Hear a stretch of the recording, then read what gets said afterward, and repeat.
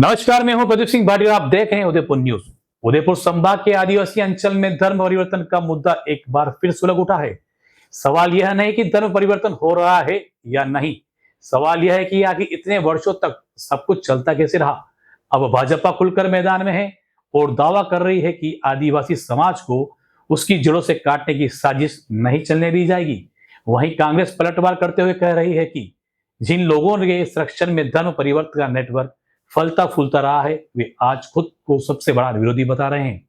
आरोप यहां तक है कि गांव में लोगों पर दबाव बनाया जा रहा है, धार्मिक पहचान बदलने के लिए कहा जा रहा है। तो क्या आदिवासी अंचल में आस्था की लड़ाई छिड़ चुकी है? क्या यही संस्कृति बचाने का अभियान है या फिर चुनाव से पहले नया राजनीतिक मुद्दा? और सबसे बड़ा सवाल, आखिर आदिवासी समाज के बीच चल क्या रहा है? देखिए उदयपुर न्यूज की ग्राउंड जीरो रिपोर्ट से यह बड़ी रिपोर्ट। उदयपुर के खेरवाड़ा थाना क्षेत्र की कालूवाड़ा पंचायत स्थित बिलखाई गांव में कथित धर्म परिवर्तन के मामले ने अब राजनीतिक रंग ले लिया है। 6 जून को पुलिस ने धर्म परिवर्तन की शिकायत पर कार्यवाही करते हुए 3 पादरियों सहित 11 लोगों को गिरफ्तार किया था। आरोप था कि एक धर्म सभा में आसपास के करीब 20 गांवों के लोगों को बुलाकर परिवार सहित धर्म परिवर्तन के लिए प्रेरित किया जा रहा था और विभिन्न प्रकार के प्रलोभन भी दिए जा रहे थे। घटना के अगले ही दिन उदयपुर सांसद मन्नालाल रावत मौके पर पहुंचे और पूरे मामले की जानकारी लेने के बाद धर्म परिवर्तन की घटनाओं का कड़ा विरोध जताया।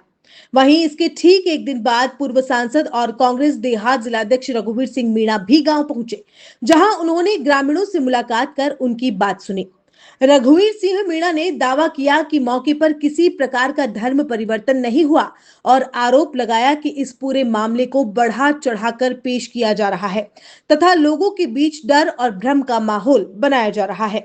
आइए अब आपको सुनवाते हैं मौके पर मौजूद ग्रामीणों और कांग्रेस नेता रघुवीर सिंह मीणा ने इस पूरे मामले पर क्या कहा। रहने वाले हमें किसी ने जबरदस्ती नहीं बुलाया है। हमारे परिवार में दुख था, तकलीफ था। मेरी दादी को लकवा हो गया था, बहुत कुछ इलाज करवाया, लेके घूमे, बहुत हॉस्पिटल में लेके घूमे, लेकिन उनको आराम नहीं मिला।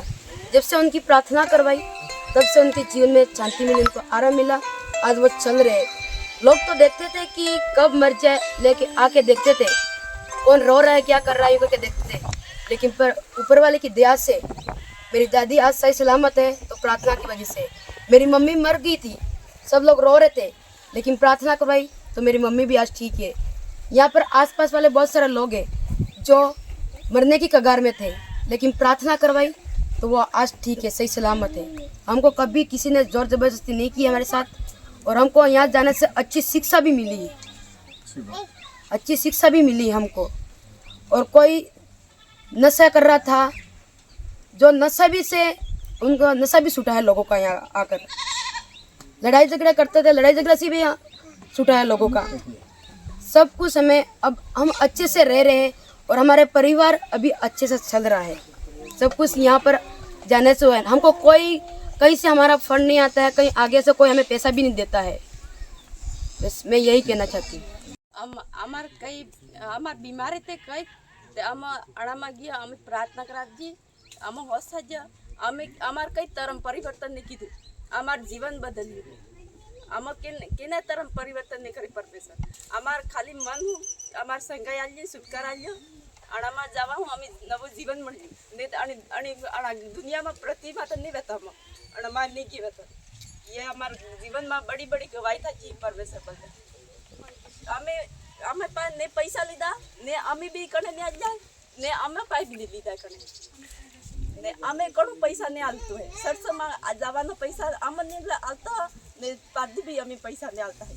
हमार मन हो गए आनंदित मूर्ति पूजा करे 5-10 दान करेंगे तो हमार भी मन हो 5-10 हम भी दान कर दिए, बाकी हम 1000-2000 एम पैसा नहीं आलता।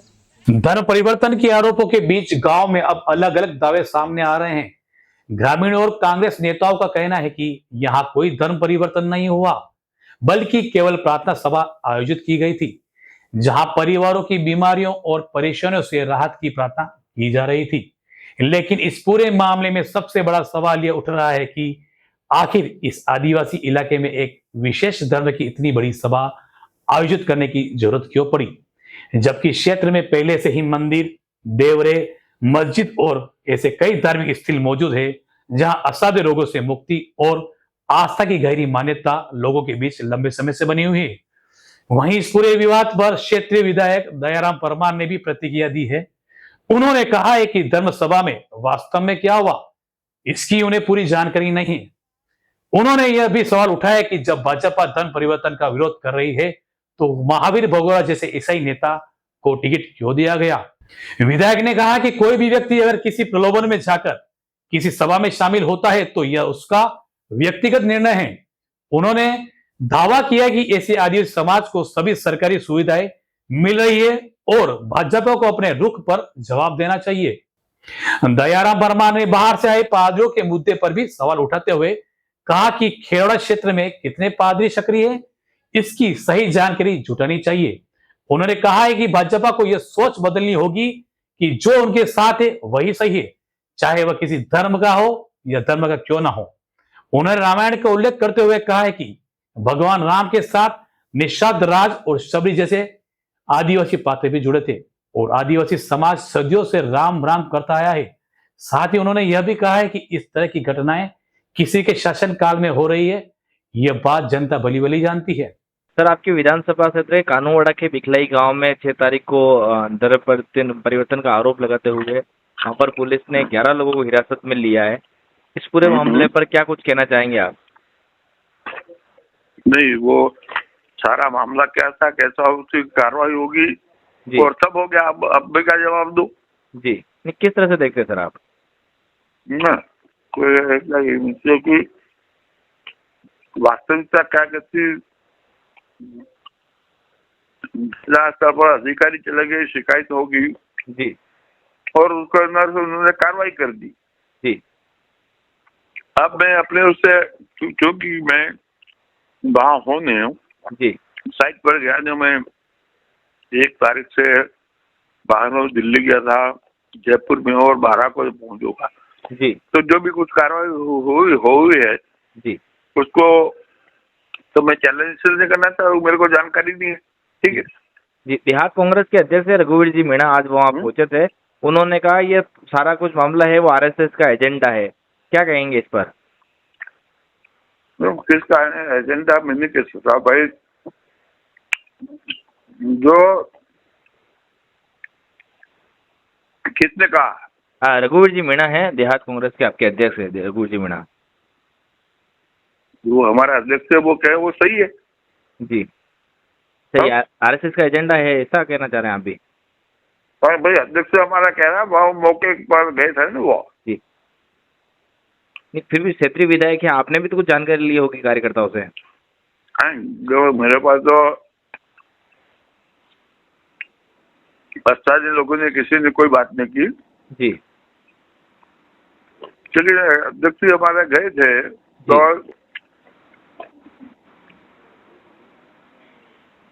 उन्होंने कहा कि ये आरएसएस का मामला है जी, तो मैं इस बारे में कोई टिप्पणी नहीं करता, लेकिन ये भी मैं आपको एक बात कहना चाहता हूँ, सुन लीजिए। जी, ईसाइयों को आगे बढ़ाने का काम बीजेपी ने किया है। जी, महावीर भगोड़ा को एमएलए भी बनाया जी, और एमपी भी बनाया।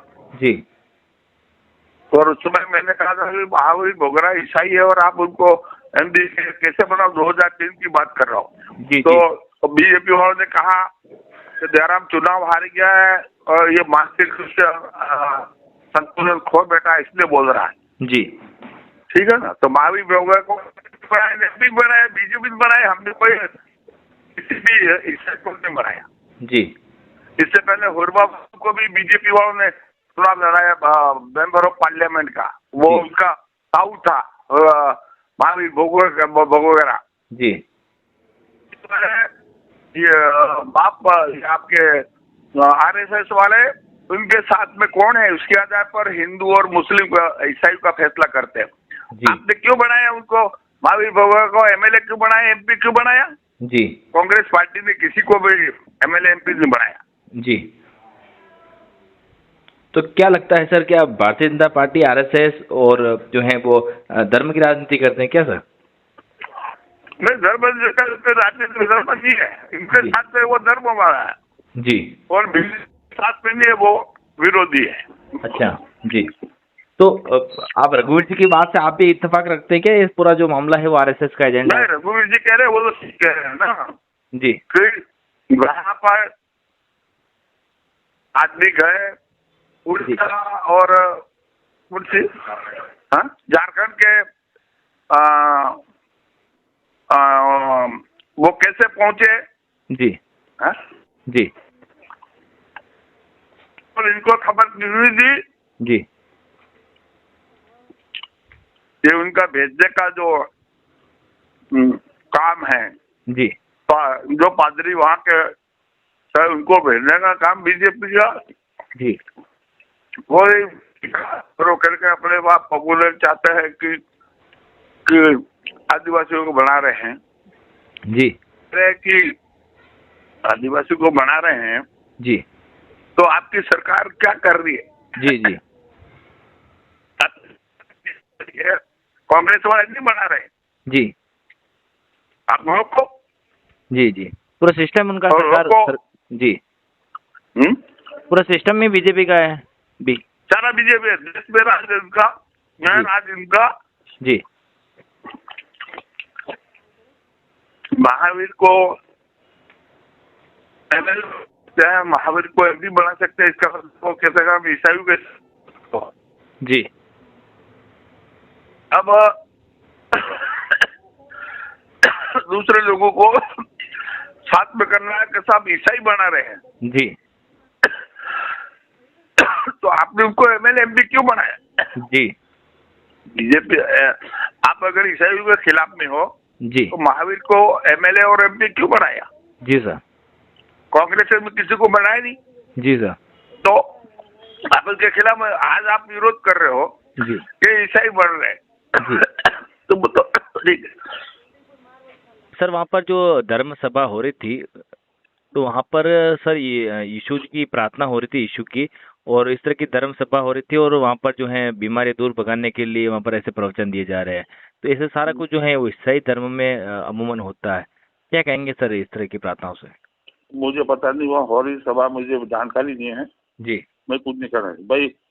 आप जी जो कार्रवाई हुई वो सब जो कह रहे हैं वो सही है। मैं मेरे को पता नहीं है, मैं कैसे कहूँ जी भाई। आप मैं तो केवल ये कह रहा हूँ कि आज बीजेपी का विरोध कर रही है जी तो मैं उनके साथ में हूँ, लेकिन आपने महावीर भोगोरा को एमएलए ने एमपी क्यों बनाया जो ईसाई है अपने बाप दादू से? जी जी तो ये तो कन्वर्ट हो रहे थे ना जी तो भारतीय जनता पार्टी का चरित्र डबल है जी कि हमारे साथ है ईसाई वो तो हमारा हिंदू है जी और जब आप उनके सरकार के मिलने वाली सुविधाओं को कोई रोक सरकार नहीं लगा सकती है। जी एमएलए भी बन सकता है, एमपी भी बन सकता है, सरपंच भी बना ईसाई बन सकता है। तो आदमी अगर वहाँ जाने के लिए कोई प्रलोभन से जाता है तो जाएगा ना जी तो भारतीय जनता पार्टी को अपना चरित्र साफ करना पड़ेगा जी कि आपने महावीर भोगोरा को एमएलए भी बना दिया, एमपी बना दिया ईसाई जानते हुए जी और जब वो मर गया तो उसको दफना रहे थे। मेरे को मीडिया आप जैसे मीडिया वालों ने पूछा कि साहब वो उसको ऐसा कर रहे थे तो भाई ईसाई था तो उसको ऐसा करना ही था तो वो ईसाई था। और तो महावीर को जब उम्मीदवार बनाए मैंने इस बात मीडिया से कही कि भाई जब हिंदू की बात कर रहे हो तो ईसाई को टिकट कैसे दे रहे हो? तो बीजेपी वालों ने कहा कि दयानंद का चुनाव हार गया, 2003 में हार गया, इसका दिमाग खत्म हो गया इसलिए बोल रहा है। जी तो ये बात आप मीडिया वाले हो तो इसको अक्लमंदी से पेश करो कि जब मैं कह रहा हूँ ये ईसाई है तो वो कहता है कि दयानंद हार गया इसलिए कह रहे हैं उसको बना दिया। अब आज वो ईसाई बन रहा है इसलिए ईसाई बनने से क्यों रोकेंगे? ट्राइबल की सारी आपने कानून बनाया, सारी फैसिलिटी ट्राइबल की है वो उनको मिल रही है। एमएलए भी बन रहा है, एमपी बन रहा है तो क्यों रोकेगा? अब आप उनको रोकने के लिए चले जाते हो, आप क्यों मर रहे हैं ईसाई? जी तो ये तो इनको ही प्रश्न खड़ा, इस प्रश्न का जवाब इनको जवाब देना पड़ेगा बीजेपी को। मेरे को तो कुछ नहीं देना है जी कि भाई आप ही उनको बना रहे हो पदों पर, जी आप कहीं रोक नहीं पा रहे हो। जी ट्राइबल इसकी सरकार दिल्ली में भी है, राजस्थान में है, कि भाई जो ईसाई बन जाएगा जी ये तो छोड़ दो, ये तो बाहर आपको छत्तीसगढ़ के और वहाँ के पादरी थे, और जी। खेरवाड़ा में क्या कर रहे हैं उनको पता है क्या? जी कितने पादरी है, कहाँ है, कितने गिरजाघर है, और जी। वो जो एक एक आदमी को बना रहे हैं उसको कोई नहीं पूछ रहा है। जी और अगर वो आदमी बीजेपी में है जी तो कोई नहीं बोलेगा। ये बीजेपी का मतलब है ना ईसाई है, ना पादरी है, ना मुसलमान है, जी बीजेपी को वोट दे, वो हमारा है। जी तो ये बात उनको सोच को बदलना पड़ेगा। जी। और नहीं बदलते हो तो जो हो रहा है होने दो, जी। चाहे तो दुखी हो रहो। हाँ? जी। सांसद मन्नालाल जी रावत है, उनका कहना है कांग्रेस का नजरिया है वो आदिवासियों के खिलाफ है, क्या कहेंगे सर? नहीं, कांग्रेस का नहीं, हमारा, हम आदिवासी का, ये आदिवासी के पास कौन से सांसद मानना भाई? ये तो अभी पैदा हुआ, मेरे को तो 62 साल राजनीति करते हो गए हैं। हमारा आदिवासियों के पास कौन सा नजरिया खिलाफ में? तुम्हारा कौन सा पक्ष है बताओ? जी भाई अगर सांसद नारायण मैया कहते हैं जी। हमारा नजरिया तो खराब है, आपने जी। क्या? मैंने 6 कॉलेज खोले हैं खेरवाड़ा विधानसभा से, 4 एसटी ऑफिस बनाए, 4 तहसील बनाए, 4 एसटीओ है। अब जी। ये बताएगा मन्नालाल ने कौन सा, हमने ये आदिवासियों के खिलाफ में है कि पक्ष में? जी हाँ? जी नहीं, मन्नालाल तो उसमें सर्विस करते थे, जी। और मैंने 62 साल की राजनीतिक जीवन पूरा कर रहा हूँ। 62 में, 65 में, 2 फरवरी 1965 सरपंच बन गया। जी। तो ये इन्होंने आदिवासी का कौन सा क्या कर दिया बताए मेरे को? जी। हाँ? हाँ? उनका कहना है राम के देश में रहते हुए भी राम की बात नहीं करते हैं कांग्रेस। नहीं, राम की बात नहीं कर रहे, यदि आरएसएस की भाषा बोलते हैं। आप राम की भाषा बोला करें, हम राम का, इनको पता है राम, इनको तो पता ही नहीं है कि राम जब वनवास को हुआ तो राजा निषाद उनको सरी नदी को पार करने के केवट को जाके बिठाया। इसके जी। बाद में सबरी भीलनी आई, उनको जी। खिलाए। जी हम उसको राम राम करते आए। ये कहाँ थे? कौन कह रहा है कि हम राम को दीजिए? हम तो राम के भक्त हैं। जी हमारी पीढ़ियों से कि राजा राम थे, तब भी हमारा वहां पर सबरी भीलनी भी थी और राजा निषाद भी था। जी अब आप आपको कैसे मना करना चाहते हैं बता दीजिए हमको। जी अब परिस्थिति बस, कोई आदमी कैसे भी जाकर के ईसाई बन गया है जी तो वो तो सरकार की जिम्मेदारी है, क्यों जी। बना, जी उनकी जानकारी उनको करना चाहिए। मन्नालाल जी तो क्या करें? मन्नालाल जी तो यूँ समझते हैं कि सुपर लीडर में आदिवासी का पूरा देश में हो, तो हमको जो चैलेंज भी कर रहे भाई, सुपर हो तो हो, हम तो मना ही नहीं कर रहे। जी। लेकिन आपको गरीब आदमी को भी सुनना पड़ेगा, गरीब आदमी की परिस्थिति को भी सुनना पड़ेगा। आप अपने आप को कह रहे हो कि मैं हिंदू हूँ तो हम कहाँ मुसलमान पैदा हुए? जी हाँ? जी ये बताए ना कि आप तो मुसलमान पैदा, मैं हिंदू पैदा हुआ।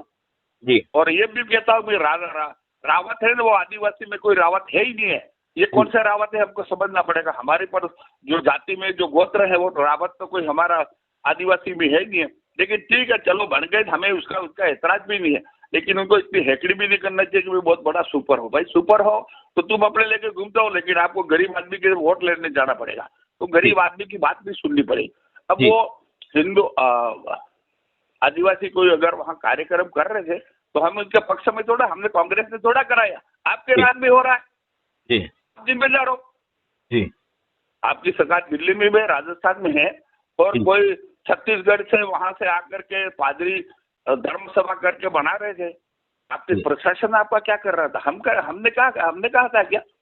जी ये कांग्रेस को लेकिन नहीं है, आपकी सरकार की नाकामयाबी है, उसको स्वीकार करो। जी कि छत्तीसगढ़ का पादरी कैसे आया, नंबर जी। 1, जी आकर के वहां धर्म सभा कह रहा है, किसने बुलाया, कैसा किया, ये आपका जांच का विषय है। जी सबको तो दोषी ठहराना चाहते हो। आदिवासी तो नहीं, कांग्रेस वाले तो ये भाई, कांग्रेस वाले हम सब खोटे हैं, पर तुम अच्छे हो तो अच्छा करो ना काम, हम तो खराब ही है, जी आपके बराबर अच्छा होना नहीं चाहते। जी हाँ? जी नहीं, हम अच्छा नहीं होना चाहते। ये तो कांग्रेस का आदमी का मतलब बहुत खराब है, और बीजेपी का मतलब है सबसे अच्छा है। जी तो अच्छा है तो आपके राज्य में हो रहा है ना, हमारे राज्य में थोड़ा हो रहा है। जी सर। हाँ? जी भाई ये धर्म सभा वहाँ हो रही थी, हमने हमारे 62 साल की राजनीति कहीं धर्म सभा हो रही थी, वहाँ पादरी बन रहे, ईसाई बन रहे, ऐसा कभी नहीं सुना। अब इनके राज्य में ये एमपी पावरफुल, उनकी सरकार राजस्थान में, देश में सरकार उनकी, और जी। वहाँ धर्म सभा हो रही थी, जी तो कांग्रेस वाले आदिवासियों के खिलाफ में, तो तुम आदिवासियों के पक्ष में कौन छो?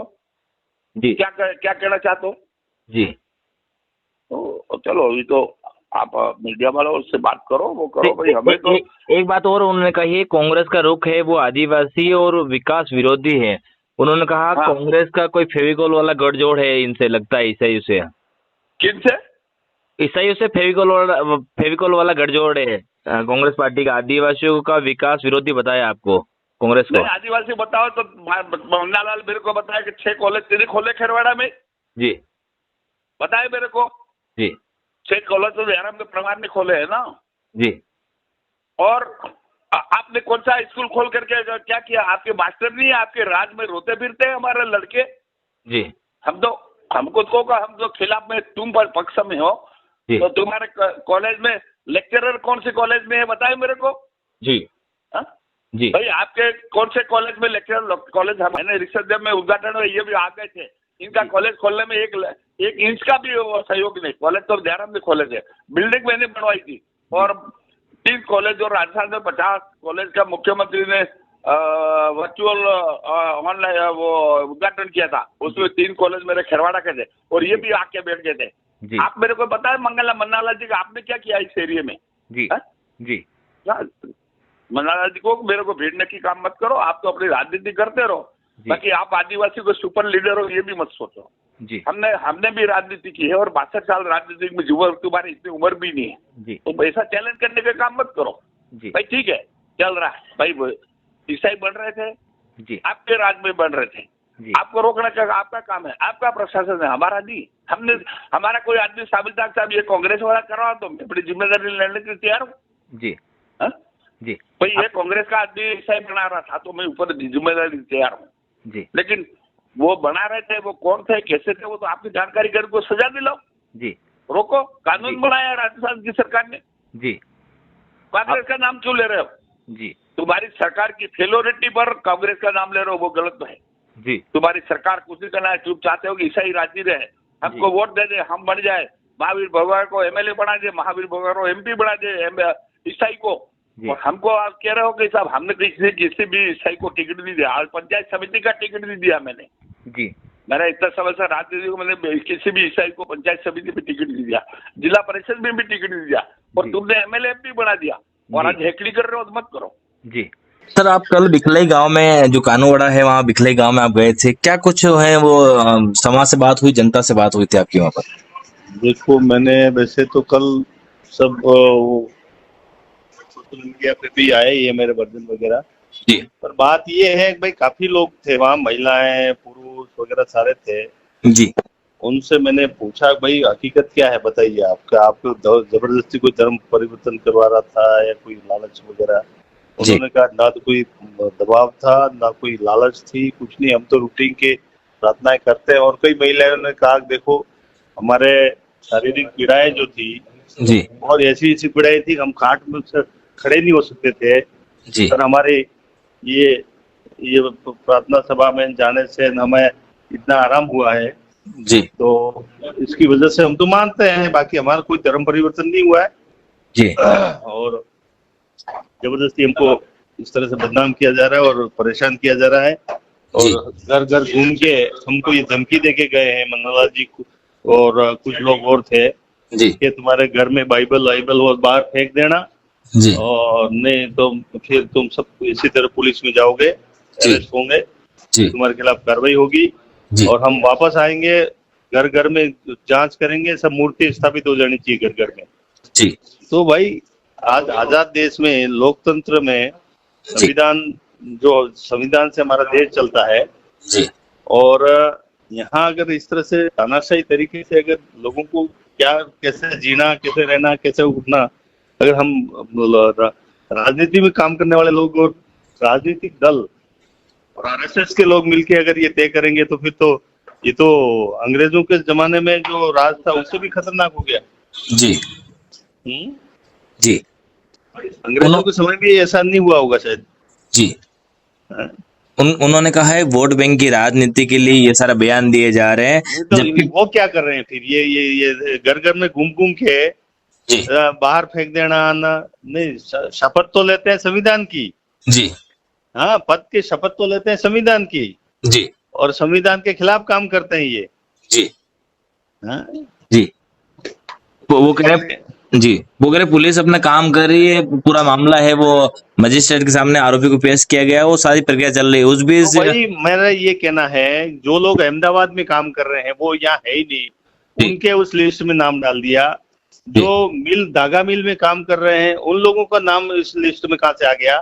बिलक जैसे गांव जो कई किलोमीटर दूर रहता है, और उस गांव के लोगों का नाम इसमें कैसे आ गया? जो बहुत सारे लोग तो ऐसे हैं जो कहते हैं कि भाई हमने तो इस गांव में पहली बार पांव रखा है जी।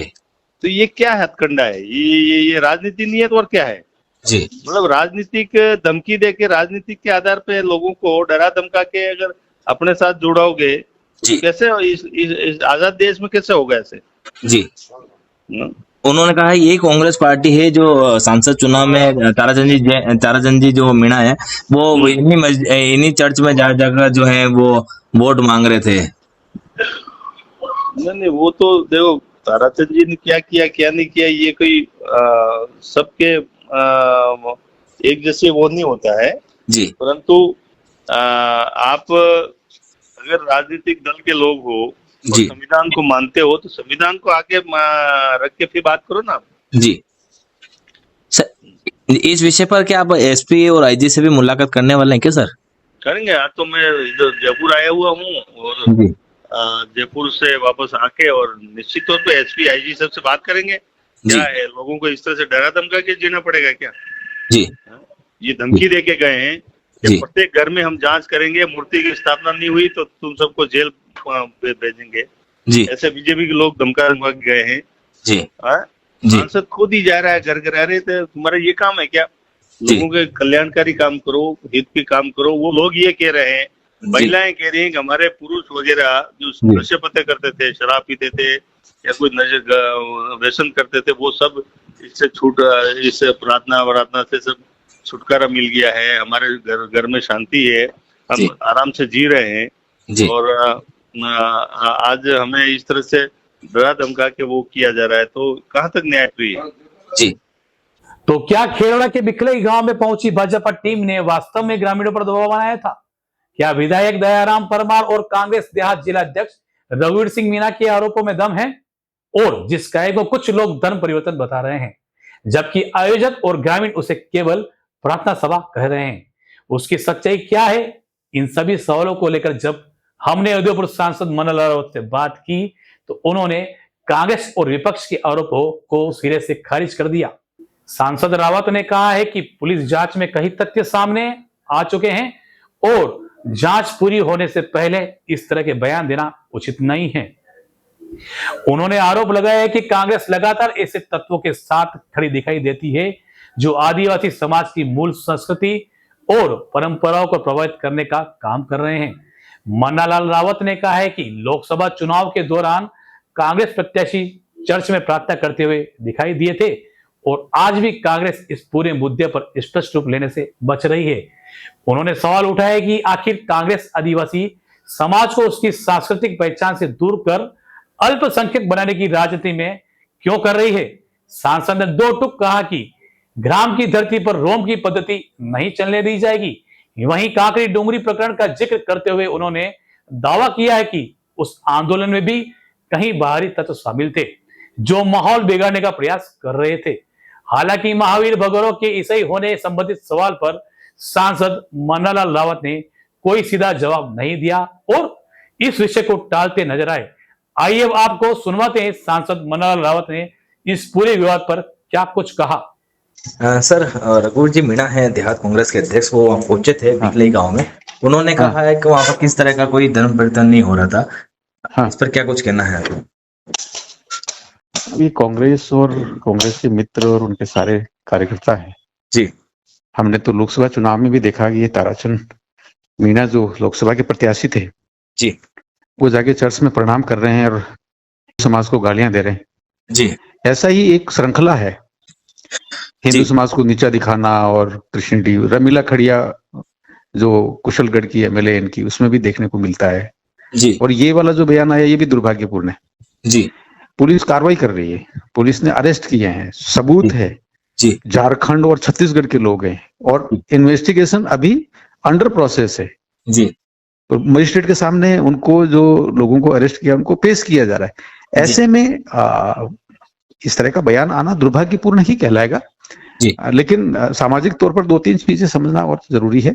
जी पहला ये कि जब किसी भी समाज की अपनी संस्कृति मूल रूप से रहती है तभी वो विकास करता है। तो जी आखिर ये समाज की संस्कृति को बिगाड़ने वाले, तोड़ मोड़ करने वाले, बदलने वाले उन लोगों के साथ में कांग्रेस क्यों है? जी दूसरा, जब संस्कृति बिगड़ती है, आगे जाके धर्मांतरण होता है तो व्यक्ति आदिवासी से अल्पसंख्यक बन जाता है। जी तो आदिवासियों को अल्पसंख्यक क्यों बनाना चाह रही है कांग्रेस और क्यों उस इकोसिस्टम के साथ में? और तीसरा, अगर अल्पसंख्यक बन जाता है कोई तो फिर वो समाज का नहीं रहता, जी वो संविधान का नहीं रहता, वो लोकतंत्र का नहीं रहता। ऐसा नक्सलवाद प्रभावित क्षेत्र में देखने को मिला है। ये सारी जो चीजें हो चुकी हैं उसमें क्या हो गया है? प्रभु जी श्री राम के इस देश में ये रोम की पद्धति, रोम राज्य की पद्धति नहीं चलने वाली है, जी। मुझे ऐसा कहना है। जी सर, आपके बयान पर दयाराम जी परमार जो हैं विधायक है, उन्होंने कहा है कि पूरा सिस्टम आपका है, सरकार आपकी है प्रदेश और देश में, तो आपका सिस्टम क्या कर रहा है? झारखंड और छत्तीसगढ़ के लोग वहां पर आकर बस रहे हैं, पादरी बन रहे हैं, धर्मसभा कर रहे हैं, तो फिर पुलिस क्या कर रही है? देखिए, जब कांग्रेस का शासन था ना तब काकरी डुंगरी का कांड हुआ था। जी वो काकरी डुंगरी के कांड में भी बाहरी तत्व थे, ऐसा रघुवीर सिंह मीणा जी तत्कालीन जो नेता है उनका बयान था। जी और वो भीड़ दयाराम परमार के घर को जलाने के लिए आ रही थी। जी तो दयाराम जी से पूछिए उनके घर को वो जलाने क्यों आ रहे थे? जी उनके कालखंड में उन्हीं की सरकार थी, जी है ना। और यहाँ तो भजनलाल जी की सरकार ने धर्म स्वातंत्र जो अधिनियम है वो पारित किया है और धर्मांतरण विरोधी पूरा एक लॉ बना दिए हैं, उसी के तहत कार्रवाई हो रही है और इसी कालखंड में अरेस्ट हुए हैं। जी हाथ कंगन को आरसी क्या। जी लेकिन ये इस तरह के बयान देकर आखिरकार मूल संस्कृति वाले समाज को, हिंदू समाज को, आदिवासी समाज को, आदिवासी हिंदू समाज को क्या दिखाना चाह रहे हैं? जी कि 98% जो समाज है उसके विरोध में कांग्रेस क्यों खड़ा होना चाहती है? जी ये 2% लोग जो धर्मांतरित हैं कथित रूप से, उनके साथ में ही क्यों खड़े रहना चाहते हैं? जी क्या बिगाड़ा है हिंदू समाज ने इनका? जी ऐसा क्यों करते हैं? ये दुर्भाग्यपूर्ण है। जी ये राम राज्य में, ये प्रभु श्री राम के देश में ये रोम राज वाले कल्पना लेके क्यों आ रहे हैं? ये प्रश्न है। जी क्या बस इनको वही नजर आता है?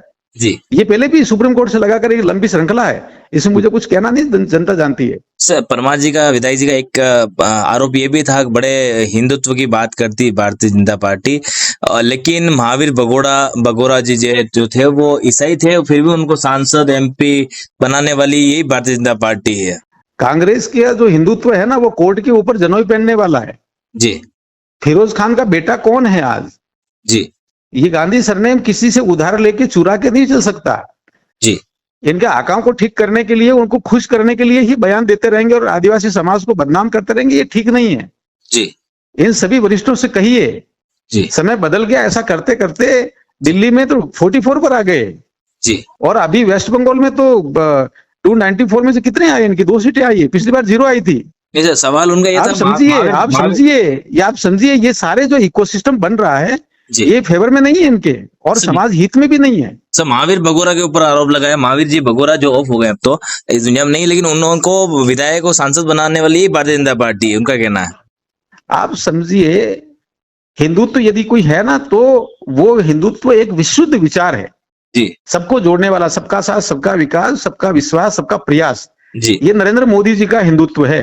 जी और जो हिंदुत्व जब है तो सब लोग खुश हैं, और हिंदुत्व जब कमजोर पड़ता है ना तो उसके बाद आतंकवाद और नक्सलवाद और अलगाववाद फैलता है। ये उनको कहिए जी और पुरानी घटनाओं को याद करके एक सेलेक्टिव अप्रोच नहीं रखे। जी सर्वे भवन्तु सुखिनः सर्वे सन्तु निरामय, ये है हिंदुत्व, ये उनको याद दिलाइए। जी उदयपुर संभाग के आदिवासी इलाकों में आखिर क्या चल रहा है?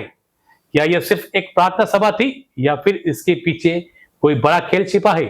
इस धरती पर सदियों से आदिवासी समाज अपनी परंपराओं, देवी देवताओं और संस्कृति के साथ जीताया है।